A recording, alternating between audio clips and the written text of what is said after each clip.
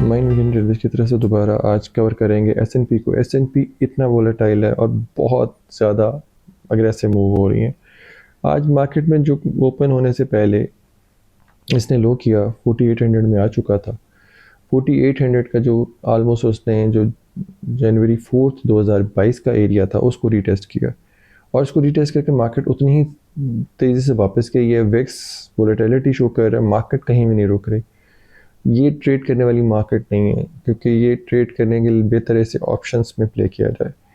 अब इसका लो अगर 4800 है तो 52 प्लस में आज ट्रेड हो चुका है अभी तक, 5270 के अराउंड। तो मतलब 400 पॉइंट एक दिन में दोनों साइड पे चॉप करना ये इजी मार्केट नहीं है। इसको ऑप्शंस के अलावा ट्रेड करना किसी शॉर्ट टर्म ट्रेडर और जो डे ट्रेडर या जो छोटा इन्वेस्टर इंडिविजुअल इन्वेस्टर उनके लिए पॉसिबल नहीं है।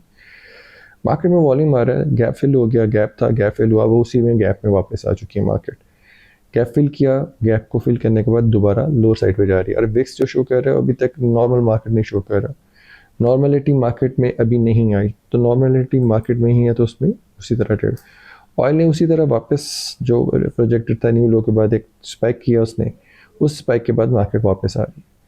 इसके अलावा अगर आप गोल्ड और सिल्वर को देखेंगे तो उसी तरह सारी चीज़ चल रही हैं। गोल्ड में मैं एक्सपेक्ट कर रहा हूँ कि एक 3092 का 3100 का एरिया है, यहाँ से शॉर्ट होता है और ये 2970 के एरिया को ब्रेक करे।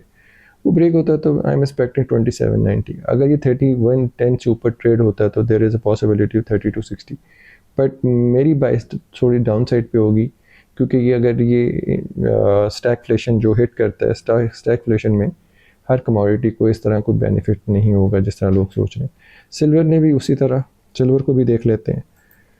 सिल्वर ने भी अपना लो अमेंड किया और लो अमेंड करने के बाद हाई किया। उसी हाई में 3070 का एरिया जो हम प्रोजेक्ट करे थे उसी के अराउंड आके मार्केट रुक गई है।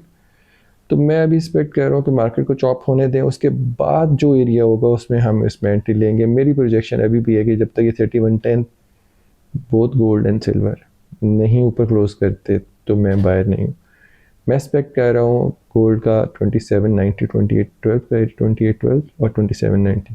सिल्वर में 26 भी लग सकता है, लेकिन एज लॉन्ग एज वो 3110 से ऊपर क्लोज ना करे। ऑयल में मैं एक्सपेक्ट करता हूँ कि 64 65 10 दोबारा आके रिटेस्ट करके अपने लो को दोबारा नीचे आएगा और नीचे आके 54 या 48 का लो करेगा, उसके बाद मार्केट ऊपर जाएगी।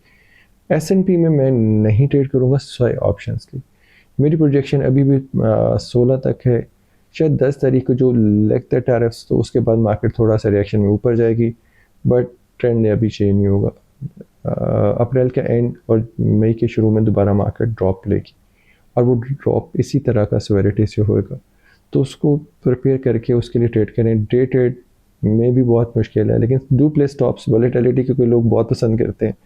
शॉर्ट टर्म ट्रेडर और जो ICT कॉन्सेप्ट पे चलते हैं उनके लिए तो बहुत ज़बरदस्त काम है, लेकिन डू प्ले स्टॉप्स के बगैर नहीं काम चलेगा इसमें। मार्केट बहुत वोलेटाइल है और स्टॉप हंट में अगर आपका स्टॉप फिल ना हो सका तो वो भी एक मुश्किल हो जाएगी। आज विक्स को देखते हैं कैसे ट्रेड होता है, क्योंकि विक्स का जो टॉप एरिया है वो पहले ही बड़ा ख़तरनाक एरिया में आ चुका है, क्योंकि जहाँ जापान की डिफ़ॉल्ट की न्यूज़ थी उसी टॉप को रीटेस्ट हो रहा है। कितने ट्रिलियंस लॉस कर चुकी है मार्केट वो तो अब कल पता लगेगा, और इसका जो लो है उसके बाद पता लगेगा कि हुआ कहाँ कहाँ हो रहा है। लेकिन रिएक्शनरी मार्केट है, trade with stops and save करें अपने आप को जितना भी कैपिटल सेव हो सकता है। रिस्क के चक्कर में, रिस्क एपिटाइट के चक्कर में अपना कैपिटल यूज़ मत कीजिए और इसको देखिए मार्केट को ट्रेड कैसे किया जा सकता है। कल कैसे होता है मार्केट अनफोल्ड होती है, तो कल में देखते हैं। कल तक के लिए खुदा हाफ़िज़।